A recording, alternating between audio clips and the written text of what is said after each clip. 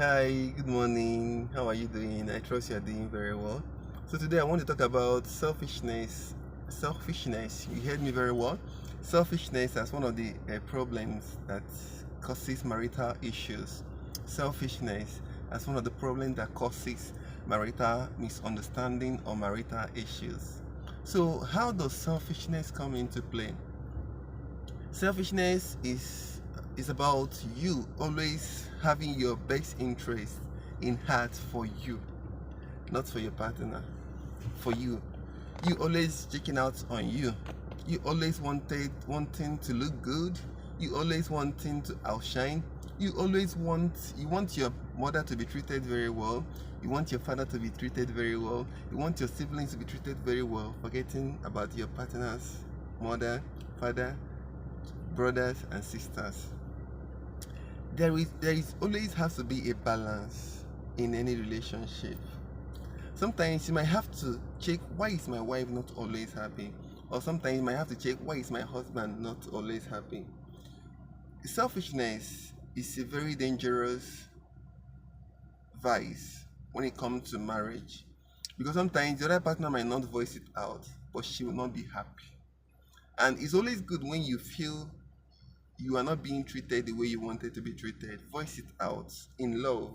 Voice it out in a place of understanding, and let your partner know that I don't feel good about this. How I wish we could do it this way. How I wish we could handle it this way. In that way, it will help you to be able to put your feelings in check. You will not be fighting on an endless war without having your partner involved or on the know of what is your major problem. Now, you could love cars, and each time you notice that your wife's car, she's always bashing her car. Many times the car keep on having stains, dents, scratches, bashing the car. Or the best you could do is to continue to fix it, because nobody is perfect. So, but when you have selfish interest, you not concern, you not even be looking at the guy. See, you just be telling your wife, if you like, destroy this car, it's none of my problem. But that car is not her car, it's the car. The car belongs to both of you. So you should always have your partner in mind in anything, any choices you are making, in decisions. Consider the person's feelings. Nobody is perfect. You could also make a mistake. I could also make a mistake. When it comes to parents, your spouse parents, there will always be a balance.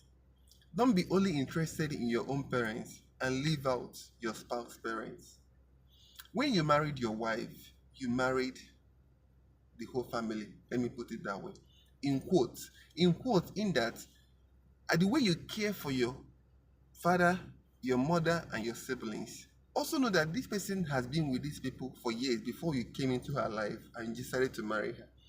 The same way you care for your parents is also the same way you should care for your spouse, parents, and the siblings. You might as well tell me that you don't have enough resource, you don't have enough money, you don't have enough resource to take care of the both family. So now have to be a calculation that will be able to solve your problem. If by the end of the month, what you usually give your parents before you got married is 50,000, by the end of every month, maybe what you usually give your parents before you got married was 50,000. Now that you are married, if your wife is working, she can bring some parts, making it 70,000. So what you do that 70,000 naira, you divide it into two. Or sometimes you check the parents that have the more need. Sometimes maybe the girl's parents don't have so much need for money, or sometimes your own parents might not have so much need for money. So sometimes it can be 50-50. You can divide it 50-50. Sometimes you can divide it 30-70, depending on the parents that have more need according to their financial needs. There is always room for communication. There should be always room for communication. There should be always room for understanding. Because sometimes you could be doing for your own parents, leaving out your spouse parent. And in that, the person start feeling bad. I want to tell you, you that is a guy, you that is a woman, no matter how dangerous, how bad your parents are, please still care for them. To some extent, forgive and let it go. Why I say you should forgive, why I say you should let it go. Sometimes you could keep on repeating the stories of what your parents did to you. Your wife is listening to those stories, and your children are listening to those stories. I don't know the type of children you want to raise.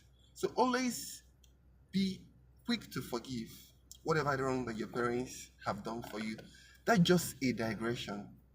So I want to encourage you, please don't be selfish in your marriage. If you are buying shoe for yourself, buy for your wife, buy for your children, buy for everybody. Whenever you see something good that fits any of your child, buy for them. Don't be that type of a man that is so selfish. You want to look elegant, you want to look all wonderful, you want to look all powerful. Then when they see your wife, when they see your children, they begin to wonder, who gave birth to these ones? Are you sure? Are they your house helps? Don't be that type of woman that want to wear all the designers on earth. Anything that is happening, that is trending, that is good, you want to wear them. Forgetting about your husband's feelings and emotions. You are just automatically torturing this man. Good enough, you might say you are working your money, and he told you to use your money as you want, but you have to apply wisdom.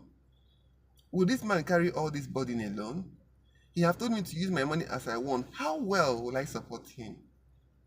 Remember that it's good to build together. When you build together, you also build your relationship together. Talk about your finance. Talk it out. Sometimes the family that has more need should be paid 70% of attention. Then if both family have both needs, then the attention should be 50-50. Be inviting. Don't make your brother-in-law feel like you are a monster, or feel like you are a no-go man, or feel like you are a stranger to them. Make them your friends. Don't make your sister-in-law be scared of you or feel like you don't care. Make them your friend. I know many times they have betrayed your trust, but there's always room to love again. You didn't die. You are still alive. Please always give room and always balance your interest. Put your family first. And in putting your family, you put everybody. In putting your family, you put everybody. Don't be selfish. Don't always, you as a woman, you want your voice to be heard. You feel like your husband did not go to school. You feel like your husband cannot speak. You feel like your husband cannot represent you very well. So whenever that a matter calls for him to come out, you want to show yourself. You want to show that you're a professor. You want to show that you're a doctor. You want to show that you are learned. You want to show that you're academic. Any way you want your husband to represent you, teach him at home. Guide him through it. Not teaching him like bringing pen and teaching. No, just tell him, hey, we're going for this thing. I want you to do it this way, do it this way. I don't want you to talk much. Just tell them who you are. If you want me to be as an assistant, you can call upon me to say a few things.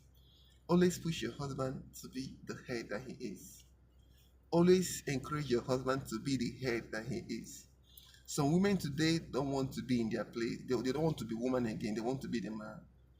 That time you have displayed yourself in the public that you are the professor, you are the doctor, you are the academic, you are the one that knows everything, you are the one in charge. You keep on killing the man's spirit. And when you see the man going down, you say, this man said, I don't understand him. Upon all that I do for him. Upon all that you have done for him, you have stolen his ego. Man has ego by nature. So all that you have done, plus the ego you have stolen, is equals to nothing. Always have a way to balance everything. Balance your self-interest, desires. Say no to being selfish. You that is a man, you don't want the voice of your wife to be heard. You want your wife to always be at the backyard on the underground. Please give the woman a little light. Don't be selfish. You can't say it all, you can't know it all. Sometimes just push your wife a little. Push her. Let her voice be heard. Push her. Encourage her. That has small hustle. That has small knowledge. Encourage her. There should always be room for balance. Balance your family. Don't be selfish. Let everything happen according to love. Let love lead. I wish you a wonderful day and take care of yourself. See you next time. Thank you.